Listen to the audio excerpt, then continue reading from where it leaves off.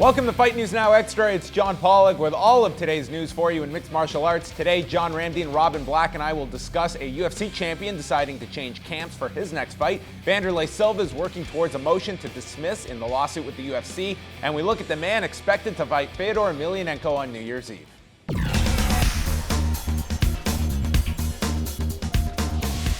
It was first reported by Globo in Brazil that UFC bantamweight champion TJ Dillashaw will be leaving Team Alpha Male and going to train exclusively in Colorado for his next camp with the Elevation Fight Team run by Lester Bowling, and will also work with Dwayne Ludwig, who also trains out of Colorado. Dillashaw provided a statement to MMAfighting.com confirming the move. Dillashaw will be defending his championship against Dominic Cruz next January in Boston. Ariel Helwani is reporting that the expected announcement of Fedor Emelianenko's opponent on New Year's Eve in Japan will be former kickboxer turned mixed martial artist Jaideep Singh. Singh only has one professional MMA fight to go with a 40-10 record in kickboxing with one no contest. Singh fought for the Super Fight League out of India in 2013. Nobuyuki Sakakibara will be holding a press conference in Japan on Thursday to announce further details for the show, which Helwani also reports could be 3 straight nights of cards from December 29th to 31st, with Shinya Aoki against Kazushi Sakuraba rumored as another main event. Bloody Elbows' John Nash was the first to report that Wanderlei Silva's lawyer is pushing for a motion to dismiss the lawsuit filed by the UFC. Silva made claims online this past summer about the UFC being involved in fixing fights. Their argument is that the UFC has not been able to prove any damages as a result of the statement, and when referring to fixing fights, he was meaning an attempt to have Silva fight while injured to have a desired outcome, and citing the recent Deadspin article by Josh Gross about Vitor Belfort's testosterone levels in September of 2012 prior to the John Jones fight. I am here with John Ramdian and my personal pick that would have been a better candidate to fight on New Year's Eve, Robin Black. I mean, you were going to fight BJ Penn last week, Fedor this week. I think a whole contingent of our viewers want you to fight Johnny Hendricks. I mean, come on. Where was your phone call? I don't want to fight any of these people. It would just be a record to see which one could make me render me unconscious the fastest. Make you the most money, too. I think BJ would get me unconscious the fastest, although Hendricks probably pissed at me. So, and Fedor, I don't think he likes people who look this way. So yeah, well, I don't want to fight any of them. Thanks. It appears the announcement will be made on Thursday, where Jaideep Singh, who, to his credit, I mean, this is a guy that does have a kickboxing record. However, he has not won a kickboxing fight in 4 years. Came over to MMA, fought once in 2013, and now he's going to fight Fedor Emelianenko on New Year's Eve. To me, it's if they somehow, just with Fedor's name, are able to land a great television deal and make some money off of this, that's the goal.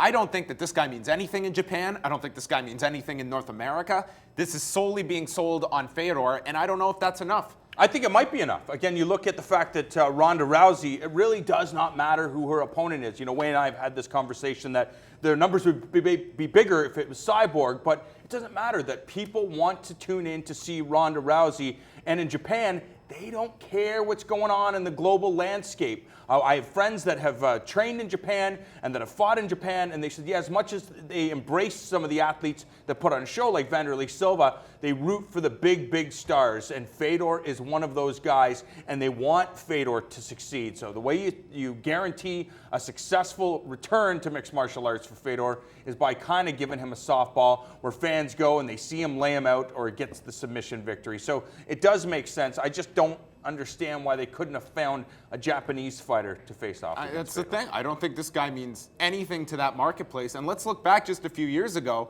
when they matched Fedor with Satoshi Ishii, a gold medalist in Japan, and that wasn't able to get a massive television contract for them, and that didn't go anywhere. So this time around, I'm sorry, but Jaideep Singh, as we're counting down on New Year's Eve, we're counting down to that final number, which is his total number of fights. Yeah, this is dumb. Like, this is just dumb, you know? And I think what it's probably going to amount to at the end is sometimes we get this idea, oh, man, let's go back. Scott Coker popped up. He had been, not promoting for 4 or 5 years as he was working for Zuffa. But in that time, he changed with the times. He understood how media changes, how people consume things differently, how the global marketplace changed, everything. And then Sakakibara probably did not You know, we're sitting, oh, won't this be great? We'll take somebody who was a legend a long time ago and did a great job a long time ago, and he's going to give us more of the same. The world is different. Fighting is different. The consumers are different. The audience is different. The way they consume fighting is different. And Fedor's old, and this is going to be dumb. It's not only looking at what worked, it's when it worked. And if we were to present an idea that we are going to create all these prospects from around the U.S., we're going to put them in a house and we're going to build them up to a big finale and hopefully that people will pay for them. Great, that's a concept that was the Ultimate Fighter in 2005. And today, there's not a chance that's working at anywhere near the degree it did a decade ago. Yeah.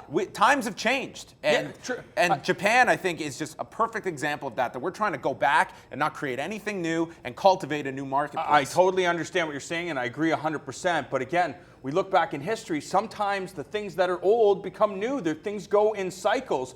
Right now, I think if the UFC was to say, you know what, we've decided there is no clear guy at 155 pounds, 185 pounds, whatever it is, 205 pounds, we are going to have a tournament with some of the best fighters in the world over the span of 3 or 4 shows. I'm pretty sure both the hardcore fans and the casual fans would be intrigued by that. I'm not saying that works for everything, but I think if you go back and look at history and take some of the elements that did work for people, revamp things and restructure things based on today's landscape, I think things can work. Yeah, but you got to be in touch with today. Yeah. I mean, Donkey Kong could be a really successful video game, but it would be in 3D, it would be done in first person, it would have the highest level of technology. You just wouldn't have that dink, dink, dink, dink with the barrels rolling down and guys jumping off. That's kind of what this is. Only Fedor is Donkey Kong, and this analogy is not very good. Let's discuss TJ Dillashaw making the announcement. He is leaving Team Alpha Male, going to the Elevation Fight Team out of Colorado. After we heard Uriah Faber's lengthy criticisms of Dwayne Ludwig on the MMA Hour, was this almost inevitable at this point? There had to be a breaking point here with Dillashaw caught in the middle here between Team Alpha Male and Dwayne Ludwig. I don't necessarily think so. I think he's just looking at what works best for him because, you know, TJ Dillashaw did post that the guys at Team Alpha Male are my family. I could not have achieved the things I've achieved in mixed martial arts without their assistance. So, I mean, it's just part of the game. Sometimes fighters have to go with a team that works best for them, and maybe this Alpha Male's not the best for them right now. Yeah, I mean, Ludwig is brilliant. When you see what he's doing, the level he's operating on, it is brilliant. But TJ Dillashaw wasn't made by only Dwayne Ludwig. That room full of killers, that room full of ultra-athletic wrestlers with a tough mentality played as much or bigger role in it. And this is going to be sad, really, to see. You got to go where what's best. Winning is what matters. Yeah. Winning and building the life you want is what matters. But this one's weird. You know, it's not an either or, and the grass is always greener. All right, that wraps it up for us. Stay tuned. We have more Fight News Now Extra coming up.